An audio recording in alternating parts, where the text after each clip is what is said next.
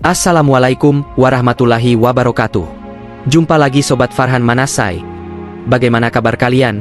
Semoga selalu dalam keadaan sehat. Nabi Muhammad SAW memiliki sahabat-sahabat yang berperan penting dalam menyebarkan ajaran Islam. Di antara para sahabat, Abu Ubaidah bin Al-Jarrah adalah salah satu sahabat Nabi SAW yang paling jujur dan terpercaya. Abu Ubaidah bin Al-Jarrah termasuk dalam 10 sahabat Nabi SAW yang dijamin masuk surga.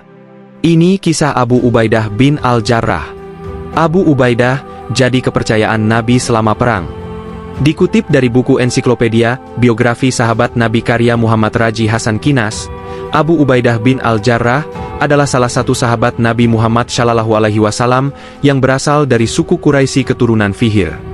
Ia termasuk orang yang segera memeluk Islam ketika mendengar seruan Nabi SAW. Abu Ubaidah termasuk di antara 10 orang sahabat yang dijamin masuk surga.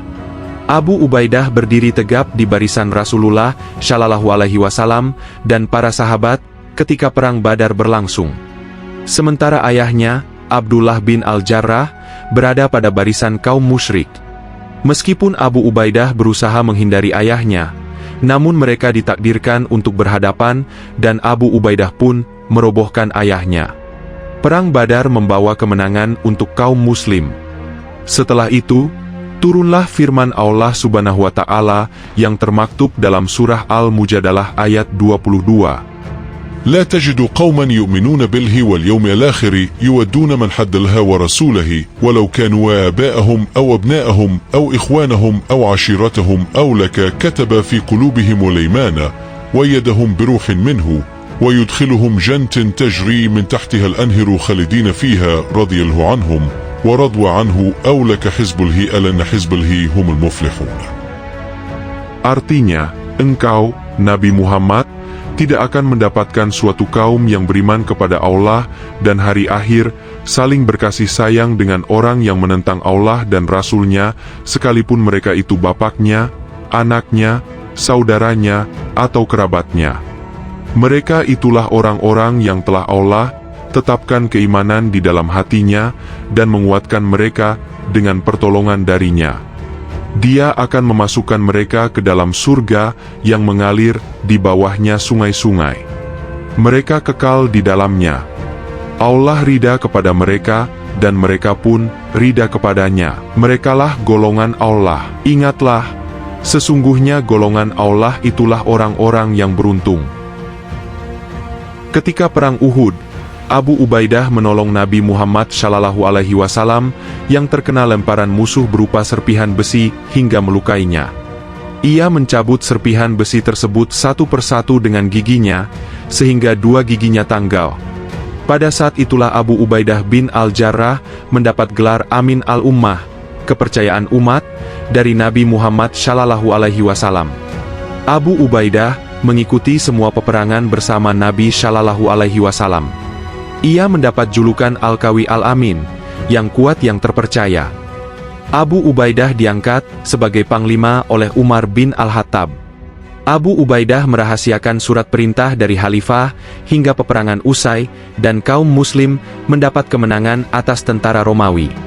Ia menyerahkan surat itu kepada Khalid setelah perang usai. Alasan Abu Ubaidah tidak segera menyerahkan surat tersebut adalah karena ia tidak mau mengganggu konsentrasi pasukan. Pada suatu hari, Umar bin Khattab radhiyallahu anhu berkunjung ke rumah Abu Ubaidah. Betapa kagetnya beliau karena rumahnya tidak ada barang berharga.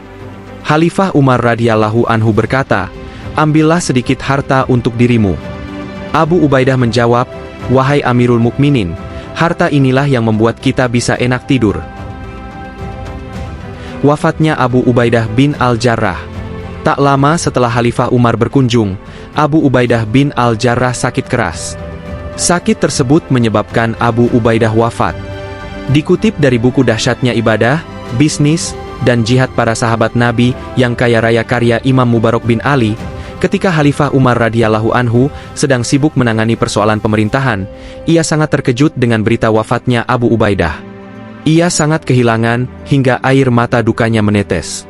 Kemudian Umar bin Khattab radhiyallahu anhu berdoa dan memohon kepada Allah Subhanahu wa Ta'ala agar memberikan rahmatnya kepada Abu Ubaidah bin Al-Jarrah.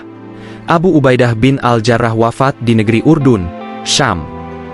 Jenazah beliau dikubur di tempat yang pernah dibebaskannya dari cengkeraman kerajaan penyembah api dan berhala, yaitu Persia dan Romawi. Tidak terasa kita sudah sampai di penghujung video. Terima kasih telah menonton videonya hingga akhir. Kalau ada kesalahan mohon dimaafkan, kalau ada yang sayang mohon diungkapkan. Saya tutup video ini dengan wassalamualaikum warahmatullahi wabarakatuh.